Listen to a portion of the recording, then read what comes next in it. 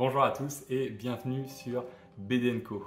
Aujourd'hui, je vais reprendre le top des séries assez courtes qui me plaisent beaucoup et que je vous conseille de lire. Et on va parler d'un monument de la BD, c'est-à-dire le dessinateur et scénariste Herman.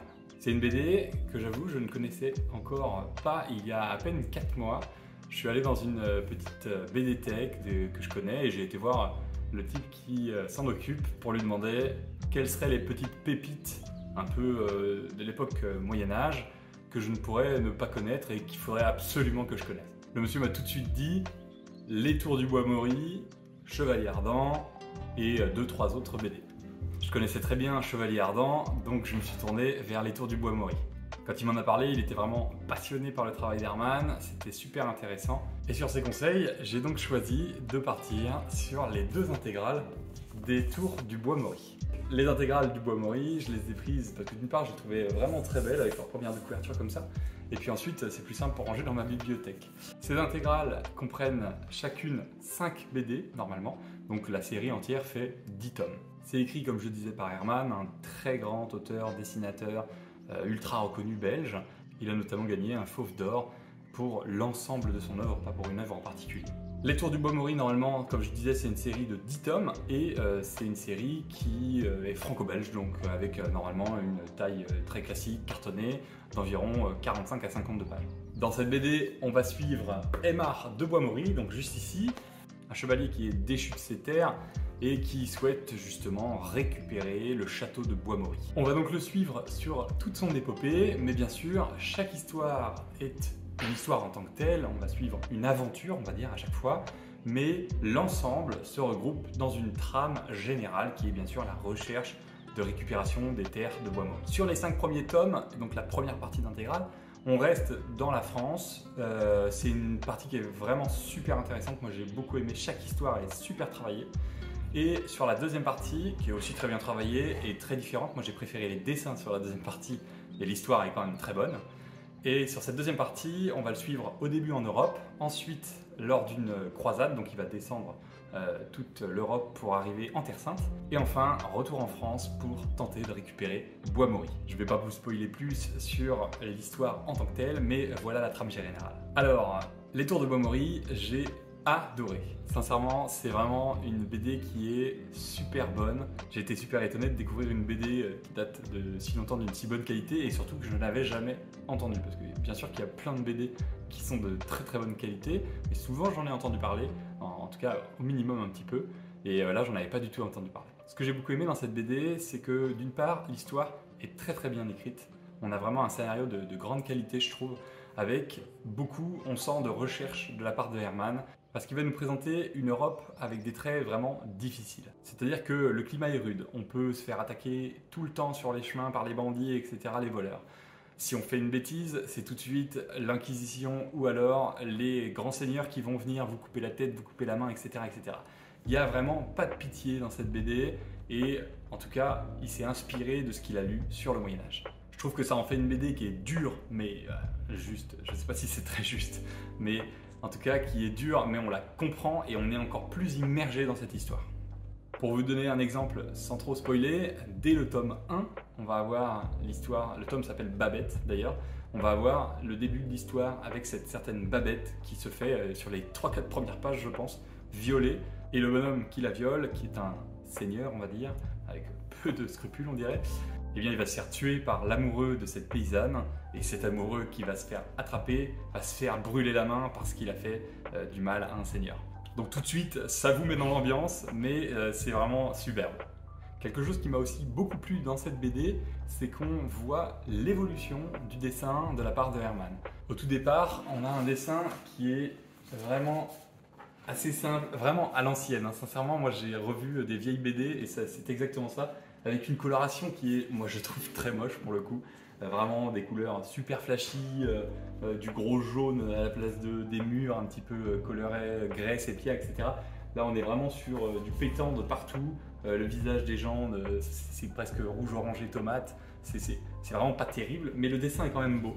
Et plus on avance, plus on va vers des dessins, voilà, déjà là au top 5, on commence à avoir des visages avec des couleurs un peu plus normalisées, Bon, des cheveux toujours un peu jaune fluo, mais on a des couleurs déjà un peu mieux et un petit peu plus réalistes, on va dire.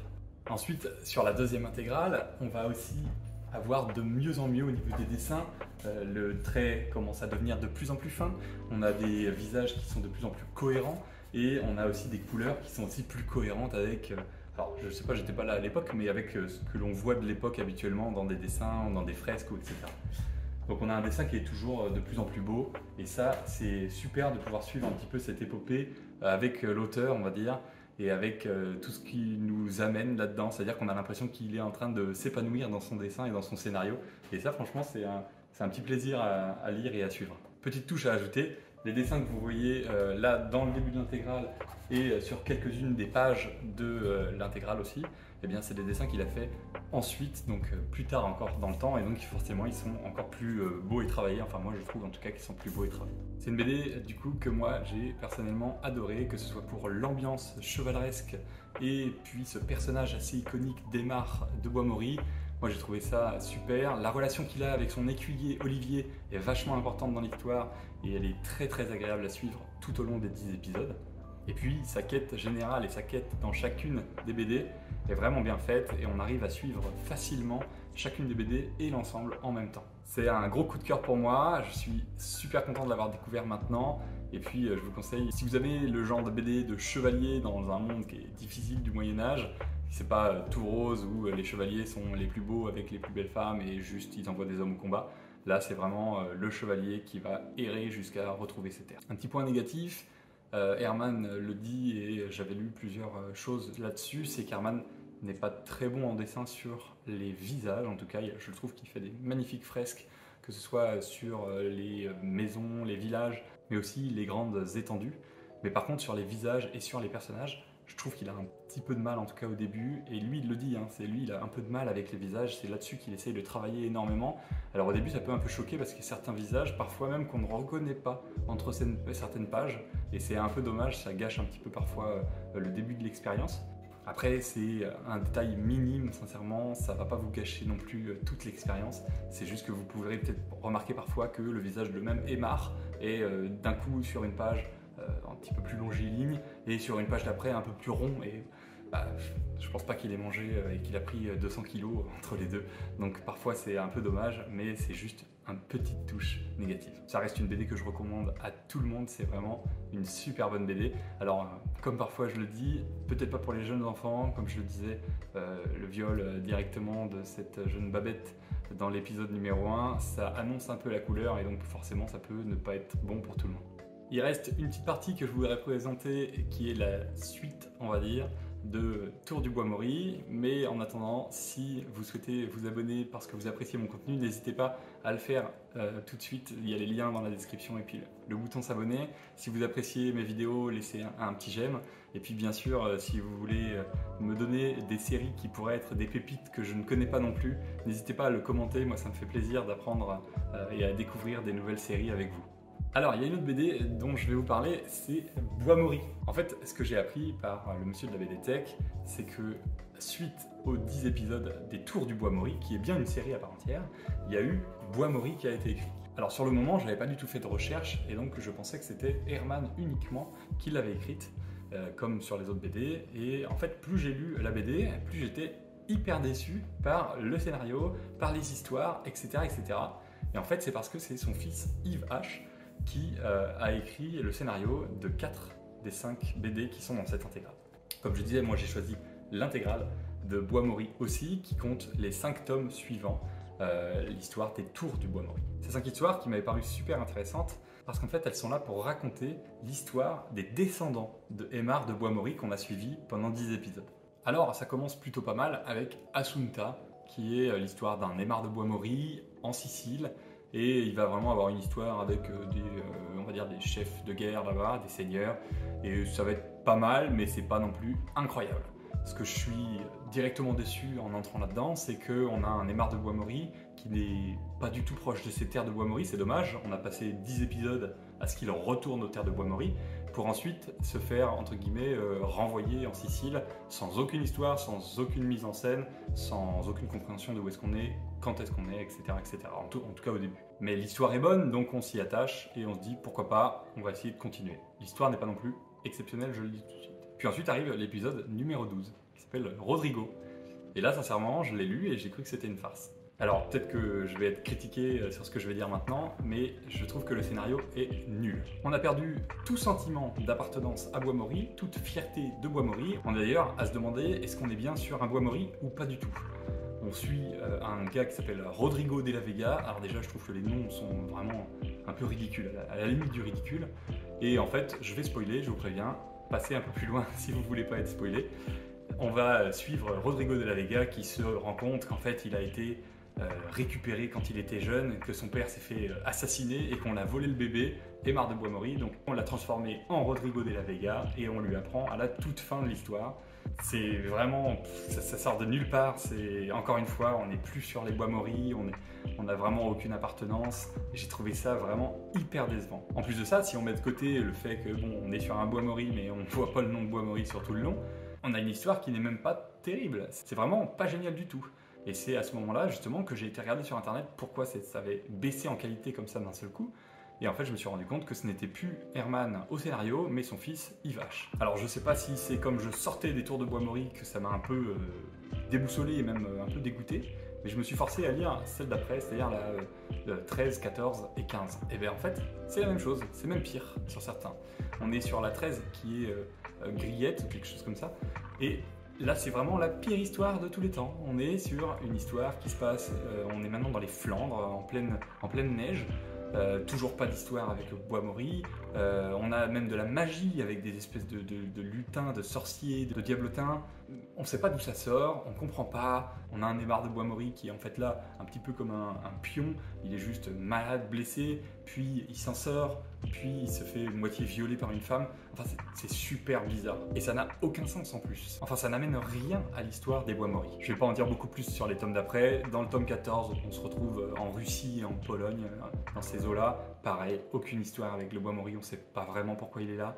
Et le dernier tome, le 15, on est carrément dans le Yucatan, à l'époque des précolombiennes, donc avec les Espagnols qui sont venus, et là il serait un envoyé de France avec l'armée espagnole. Enfin, ça n'a pareil, ça n'a aucun sens. Il vient là juste pour voler l'or des indigènes, ce qui n'a aucun sens, parce que dans toute l'histoire des tours de Bois-Maury, on suit quelqu'un qui est plutôt généreux, qui fait attention aux cerfs, et qui fait toujours, en tout cas il essaye de faire le bien au maximum autour de lui. Donc là ça n'a pas de sens d'aller voler complètement ces tribus indiennes. Bref, je vous conseille pas du tout Bois-Maury, comme vous l'aurez vu.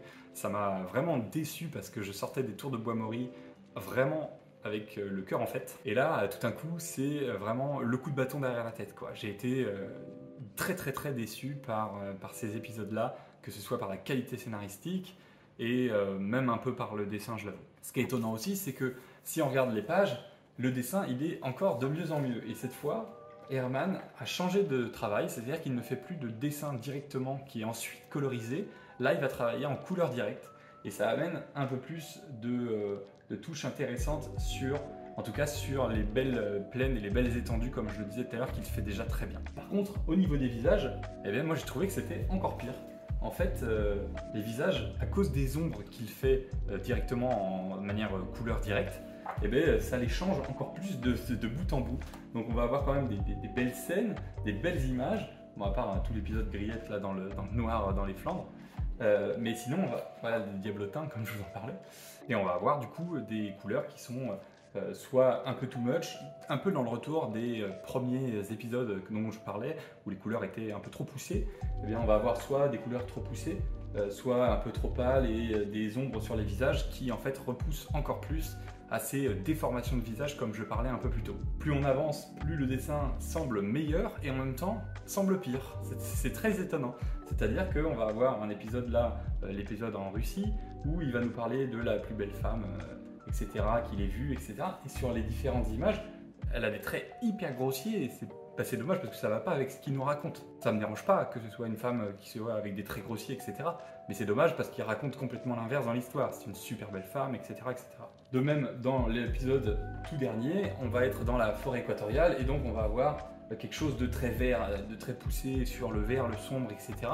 Je pense que c'est pour amener un peu de profondeur et un peu de sens dramatique dans l'histoire. Ils sont coincés, ils sont poursuivis par les Indiens, etc. Mais en fait, ça n'amène pas grand-chose à part qu'on a du mal à discerner qui est qui, qu'on a du mal à savoir quand est-ce qu'ils sont dans la journée, etc. etc. J'ai même voilà, cette page, très bonne page.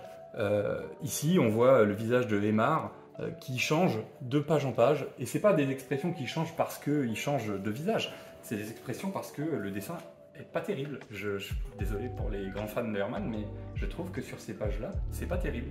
Et ces visages qui changent tout le temps, qui sont un peu déformés, etc., etc. C'est pas en fonction de l'action. C'est à chaque page, chaque bulle. Parfois, il va juste parler et reparler dans une bulle après, et son visage va avoir changé. Je trouve ça vraiment dommage. Parce que quand on voit les couvertures des intégrales, on a un dessin qui est vraiment sublime et je me suis dit ça va être très très très beau de suivre ce Bois Mori.